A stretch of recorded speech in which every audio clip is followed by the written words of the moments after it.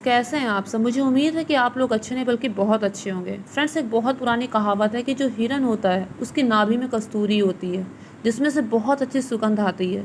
वो सुगंध एकदम मनमोहक होती है और मंत्रमुग्ध कर देने वाली होती है, इतनी अच्छी वो सुगंध होती है। और हिरन पूरा जीवन उस सुगंध को ढूंढने में लगा देता है। वो वन वन भटकता है कि मुझे वो सुगंध मिल जाए, ये सुगंध का स्रोत कहाँ है, वो सुगंध का स्रोत मुझे मिल जाए। लेकिन वो उसे नहीं मिलता। मिलेगा भी कैसे? क्योंकि वो सुगंध उसके अपने भीतर होती है जिसे वो पूरे संसार में ढूंढ रहा है। फ्रेंड्स, मेरा आज का वीडियो इसी पर आधारित है और मुझे पूरी उम्मीद है आपको पसंद आएगा। और अगर पसंद आए तो मेक श्योर मेरे चैनल को सब्सक्राइब, वीडियो को लाइक और शेयर ज़रूर कीजिए। आज के टॉपिक में मैं फिर आपके लिए कुछ नया लेकर आई हूँ, इन्फॉर्मेटिव लेकर आई हूँ, जो आपको बहुत पसंद आने वाला है। तो जैसा कि मैंने आपको बताया कि हिरन जिस चीज़ को पूरी दुनिया में ढूंढता है वो चीज़ उसके खुद के अंदर होती है।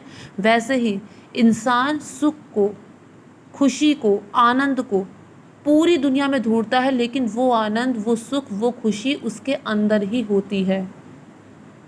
अब कुछ लोग ऐसा कहते हैं, सभी लोग ऐसा कहते हैं कि खुशियों के पैमाने बाहरी वस्तु होती हैं। जैसे वो वस्तु मुझे मिल जाएगी, वो व्यक्ति मुझे मिल जाएगा तो मैं खुश हो जाऊंगा या फिर मैं खुश हो जाऊंगी। किसी वस्तु को जो हमें बहुत प्रिय है उसे हम देखते हैं तो हमें खुशी मिलती है। जब हम उस व्यक्ति या वस्तु से मिल लेते हैं या फिर वो चीज़ हमें मिल जाती है तो हमारी खुशी और भी ज़्यादा बढ़ जाती है। और जब हम उस वस्तु का उपभोग करते हैं, उसके साथ रहने लगते हैं, तब हमारी खुशी की कोई सीमा नहीं होती। हमें लगता है कि हमें सुख मिल गया, हमें खुशी मिल गई। लेकिन जब वही वस्तु, वही व्यक्ति हमसे अलग हो जाता है तो हमें बहुत दुख होता है और हमारी वो खुशी, हमारा वो आनंद दुख में बदल जाता है। इससे ये साबित होता है कि जो बाहरी वस्तु है वो हमें आनंद नहीं दे सकती।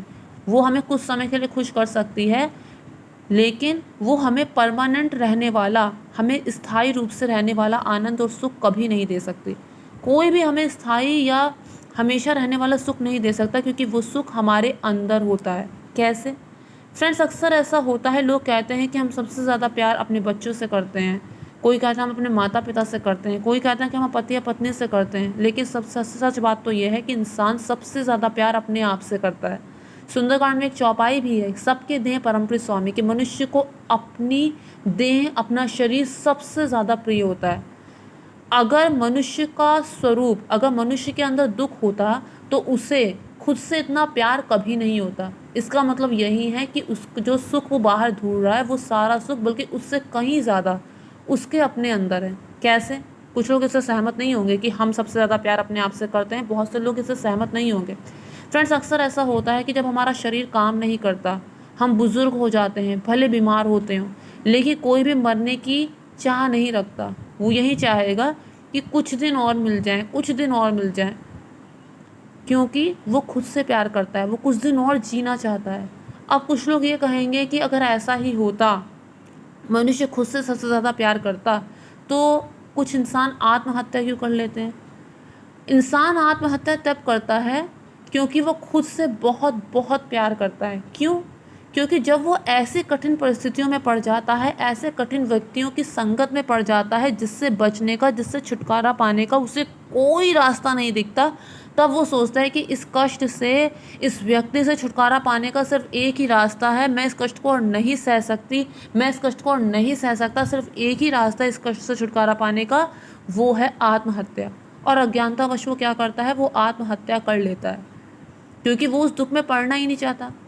और अगर व्यक्ति खुद से सबसे ज़्यादा प्यार नहीं करता, अगर माँ अपने बच्चों से ही सबसे ज़्यादा प्यार करती, तो आपने देखा होगा कि अनिरुद्ध आचार्य जो गौरी गोपाल आश्रम चला रहे हैं, वहाँ पर कितनी ही माएँ आई हैं। कुछ को उनके बेटे खुद छोड़ कर गए हैं, तो कुछ माएँ ऐसी भी हैं जो खुद से वहाँ आई हैं। उन्होंने कारण ये बताया है कि उनके जो बच्चे हैं उन्हें बहुत बहुत कष्ट दे रहे हैं। एक सीमा तक वो सही, लेकिन जब दुख बहुत ज़्यादा बढ़ गया, उनसे नहीं सहा गया, तब उन्होंने बच्चों को छोड़ दिया, उन्होंने इस दुख को छोड़ दिया, उन्होंने उस स्थान को छोड़ दिया और शांति से अपना जीवन, सुख से अपना जीवन व्यतीत करने वहाँ आ गई। उनके पास और कोई रास्ता नहीं था उस कठिन परिस्थिति से और उस कठिन लोगों से निकलने का। तो इन सब चीज़ों से ये पता चलता है कि इंसान सबसे ज़्यादा प्यार खुद से करता है। बाहरी चीज़ों से जो सुख मिलता है वो कभी परमानेंट नहीं होता। फ्रेंड्स, आपने एक बात सुनी होगी कि कुछ कुछ लोग ऐसा भी करते हैं कि वो बाहरी वस्तुओं से भी प्रेम नहीं करते, वो सारा संसार छोड़ चुके होते हैं, वो सत्य की खोज में निकल जाते हैं, वो आध्यात्म में निकल जाते हैं, वो सन्यासी हो जाते हैं। इसके पीछे भी सिर्फ एक यही कारण है कि वो खुद से प्यार करते हैं। वो कैसे?